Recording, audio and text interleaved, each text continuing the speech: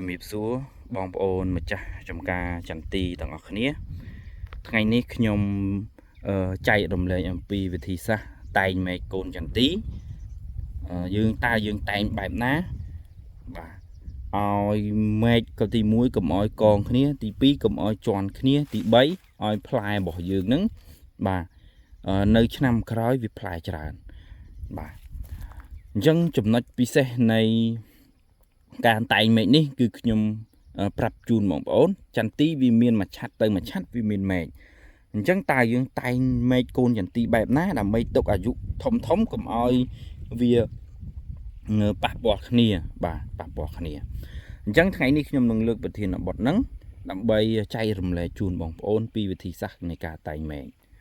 ឧទាហរណ៍ដើមនេះគឺខ្ញុំបានតែងមែកហើយបាទអញ្ចឹងចន្ទីនេះគឺសូម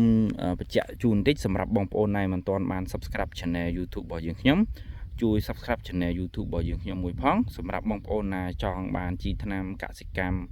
បាពៅទៅលើកូនចន្ទីឬក៏ដល់រដូវវគ្គប្រឹក្សាយោបល់ជាមួយចន្ទីធំយើងខ្ញុំមានទទួលប្រឹក្សាយោបល់និងបច្ចេកទេសហើយមានជីថ្នាំកសិកម្មលក់ចែកជូនបងប្អូនទាំងអស់គ្នា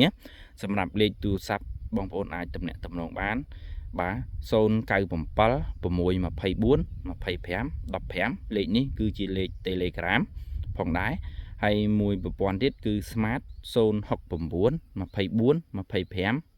11សម្រាប់នៃវិធីសាស្ត្រការចែករំលែកទៅលើការតាក់តែងមែកនេះគឺយើងខ្ញុំនឹងចែករំលែកចែកជូនបងប្អូនឲ្យបានជាក់លាក់នេះគឺជាចន្ទីដែលអត់ទាន់បាន1ឆ្នាំទេតែខ្ញុំទុកយកផលបាទនៅក្រោយដែលខ្ញុំបានចាប់ផ្ដើមប្រមូលផលវាបានមួយដើម4 5គ្រាប់ដើមខ្លះរៀងធំ10គ្រាប់អីចឹងទៅអញ្ចឹងគឺខ្ញុំនឹងធ្វើបានប្រមូលផលហើយគឺខ្ញុំបាននឹងតែងមែកជូនបងប្អូនបាទគ្រាន់ថាដើមដូចដើមនេះអីវានៅមានផ្លែមួយគ្រាប់2គ្រាប់អីទៀតចឹងទៅគឺខ្ញុំនឹងរៀបរាប់ជូនបងប្អូនអញ្ចឹងចូលដល់ប្រធានបទយើងខាងលើវិញបាទចូលដល់ប្រធានបទយើងខាងលើឧទាហរណ៍ដើមនេះ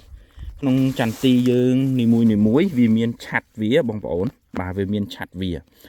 អញ្ចឹងយើងមើលជ្រុងទី1គឺបងប្អូនត្រូវចេះថ្លឹងជ្រុងបាទយើងត្រូវមុនបងប្អូនតែងមែកតូចក៏ដោយធំក៏ដោយបងប្អូនត្រូវសិក្សាអំពីជ្រុងឬក៏ថ្លឹងមែកកុំឲ្យវាដេកដួលផ្អៀងទៅខាងណាមួយដើម្បីឲ្យចន្ទីរបស់យើងនឹងដួលបាទដោយអានេះមែកវាចេញជាមុំចង្ក្រានហើយខាងនេះមួយបាទខាងនេះមួយបាទអញ្ចឹងអាកូនមែកនេះនៅសារវាមានក្តាប់មួយអញ្ចឹងខ្ញុំអត់ទាន់បានតែងវាទេចាំពេលក្តាប់នឹងទុំបាទខ្ញុំតែងវាបាទហើយនៅដល់ឆាត់ទី2បងប្អូនឃើញទេបាទឆាត់ខាងក្រោមនិងឆាត់ទី2វាអត់កងគ្នាទេកាលណាបើវាកងគ្នាលើក្រោមបងប្អូនត្រូវតែកាត់ឆាត់ខាងមែកខាងក្រោមនេះចោលដើម្បីយើងថ្លឹងមែកខាងលើយកបាទតួអាខាងនេះកងលើគ្នាមួយអាប្រមាណនេះបាទយើងអាចកាត់ចោលបានគឺយើងកាត់ចោលទាំង3ហ្នឹងក៏ប៉ុន្តែវាចេញឆាត់អត់កងគ្នាទេវាប្រឆិតគ្នាអញ្ចឹងគឺវាអាចខុសវាអាចខុសពីគ្នាអញ្ចឹងយើងអាចថ្លឹងពីព្រោះអាឆាត់ក្រោមនេះបាទអាយុចាប់ពី4ឆ្នាំ3ទៅ4ឆ្នាំយើងគង់តែងទេប៉ុន្តែឆាត់ជើងទី2នេះបាទលើនេះគឺយើងអត់អាចតែងវាបានទេព្រោះអានេះយើងទុករើសវាដល់អាយុចាស់បាទចាស់7 8ឆ្នាំអានេះត្រឹម4ឆ្នាំអីទេយើងអាចតែងប៉ុន្តែយើងទុកវាយកទទួលផលរើសមួយចំនួនតែបើមែកឃើញទេមែកដោះខ្នែងតាមក្រោមនេះយើងត្រូវកាត់វាចោលដើម្បីឲ្យវាមានកម្លាំងស្ទុះមកហើយឡើងទៅលើដល់ពេលដល់ផ្កាទៅវាដូចឆាត់ចឹងហើយផ្កាដូចជាផ្កាវាដែលចេញមកនេះបាទមួយឆាត់ដែលខ្ញុំទទួលយកផលហ្នឹងផ្កាហ្នឹងដូចវាចេញតានេះហ្នឹងតែខ្ញុំកាត់ជូនបងប្អូនហើយបាទហ្នឹងឃើញទេអញ្ចឹងផ្កាហ្នឹងគឺយើងត្រូវកាត់ចេញដើម្បីវាអត់សូវល្អឯមែកហ្នឹងបាទទូវាចេញខ្នែងត្រួយអត់សូវល្អទេអញ្ចឹងគឺយើងយកអាខ្នែងដែលវាចេញមុនមានកម្លាំងអញ្ចឹងយើងយកអាហ្នឹងបាទអញ្ចឹងដល់ចូលដល់ឆាត់ទី3បងប្អូនឃើញទេវាថ្លឹងញែកកែងគ្នាអត់ឲ្យវាទៅគ្នាទេកាលណាបើវាទៅយើងកាត់វាទុកឲ្យហើយដើម្បីអីដើម្បីកុំឲ្យវាហ្នឹងកងជាន់គ្នាកាលណាតកងជាន់គ្នាវាធ្វើឲ្យ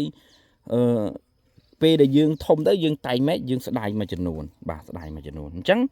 nhom nâng bằng hai pi ca tay mệt mà đam tiết chun bong ôn tầng kia bà ụt ho đam ní trong chân ti mà chặt vì miền bầy tròn này ní chỗ bầy tròn này bà bầy tròn chẳng ca tạ tay mệt bà ní chỗ đó năm nắng dương mình toàn là thà thằng này cho bà tế bà chỗ đó cả ta tay mét chương khóm ní bà dương ai năm thì bay thì buôn dương cắt chào ấy chặt ti mùi ro chặt ti muối bà năm thì bay thì buôn bờ bong ôn tục tới còn tái vì giáp đỏ còng tái bờ bong ôn mình tục tế bong ôn cắt chào nơi năm thì pi của bán thì bay của bán rồi thì buôn của bàn công là dương cắt đi bà còn tái đàn lại chặt thì pi tới chặt thì bay cứ dương mình lại lên cắt đây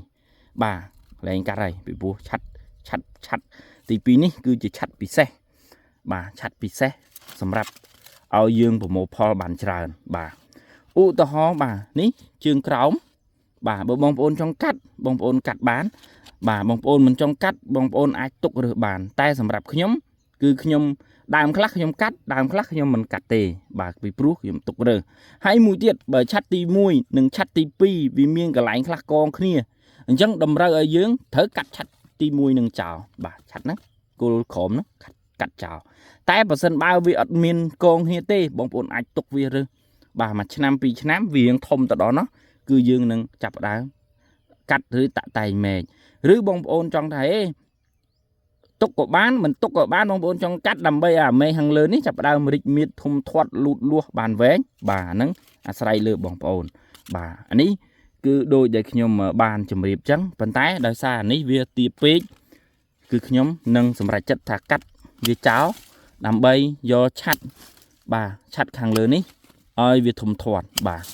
bà hai dương mờ chặt hàng lớn ní vì miền mệt khác tui té dương cắt trời thăng pi mệt hàng lớn hàng cào ní cứ nhom đừng lay vía trên chìm mum trồng rán bà chắc cứ nhom cắt vì chào muối bà chào muối đôi nhom cắt chào muối hái đôi trên nơi hàng lớn bà nè phần này vi chân chỉ trùng ấy bạn nó 5 mét nhưng vi chân chỉ ai thăng khi bàn ấy hãy trui với lọ chẳng chỗ đó chặt hàng lớn cứ nhom tục tạo bay đi bà không nhom ăn tục anh ấy con là ngày từ ngày mốc cứ dương cắt pi chào tục bấy bà cắt hàng này muối rồi hàng này mùi tiết bà hàng lớn cứ dương cắt thơm mất con nè cầm oi tầm mét hàng lớn hàng crom con thế cứ dương trời cắt chào giống như trời cắt anh ấy chào muối bà anh hàng lớn vì con hàng crom ní chẳng cứ không cắt đặt hàng lớn đi chào muối bà chẳng cả dương cắt trắng cầm oi bị con cả na ta con hía từ ngày mốc từ dương bị bà vận tải bờ dương cắt biển là hói con hía té chẳng cứ dương chạy rầm lệ hía sưu bà anh ấy cứ khi mà chạy rầm lệ chun phần nắng sầm rập này video cả tạ tay mét bông bồn khởi nhất là viết bà hãy bông bồn ai thăng về biển lợi từ hói bà hai chụp bu ca bà chụp bút ca đài vì bài khăn trên tuổi lọ chứ bông bồn thử đầm rơi cắt vì chào bà đời xa nhưng nâng tranh một hàng chia mùi video tiết mùi đàm tiết ụt họ đàm ní bà vì tranh này bài mẹ xa kha ta mà tròn thế bà chẳng cứ dương tranh trái hái cứ dương trời thằng đàm bà thằng đàm ta dương tục đàm mệt nhưng tầng ó bà nằm bên vì trộn làng mà lỡ chẳng mệt mùi chùm nuốn cứ dương nâng tạ tay mẹ tôi y dân từ bà chẳng từ mơ tròn thằng nặng bà mà thằng nặng pi thằng nặng ấy tiết chân tới bà cứ nhưng mơ bà tròn thằng nặng ấy dương bị bạn đừng bị vô chun bông phô nó vô chẳng á chẳng kết thả bông phô nâng xoay vô ông pi chăn ti đài mình toàn cột ở dụ này mùi năm đấy សម្រាប់ខ្ញុំគឺខ្ញុំយកផលបាទគឺខ្ញុំយកផលពីព្រោះអីបាទនៅនេះនៅសល់មកគ្រាប់ពីរគ្រាប់អញ្ចឹងក្នុងមួយដើមនេះបើវានៅសល់ដែល10ឲ្យយើងបានជាបន្តបន្ទាប់បាទដីមិនតិចមែនបាទគឺខ្ញុំនឹងយកចែកជាបទពិសោធន៍ជូនបងប្អូនទាំងអស់គ្នាហើយសម្រាប់បងប្អូនទាំងអស់គ្នាដែលគាត់ចង់ចេះច្បាស់បងប្អូនទៅមើលវីដេអូខ្ញុំហើយតាក់តែងមេចន្ទទីនឹងទៅគឺបងប្អូននឹងយល់ យល់ខ្លួនឯងហើយខ្ញុំនឹងនិយាយចន្ទទីវានឹងបង្រៀនបងប្អូនជាបន្តបន្ទាប់ទាំងអស់គ្នាអញ្ចឹងការវីដេអូនេះគឺខ្ញុំបានចែករំលែកប៉ុណ្នេះជូនបងប្អូនទាំងអស់គ្នាសម្រាប់បងប្អូនទាំងអស់គ្នាដែលគាត់ចង់បានវីដេអូថ្មីសូមជួយ Subscribe Channel YouTube របស់យើងខ្ញុំផងអញ្ចឹងសូមអរគុណសូមជម្រាបលា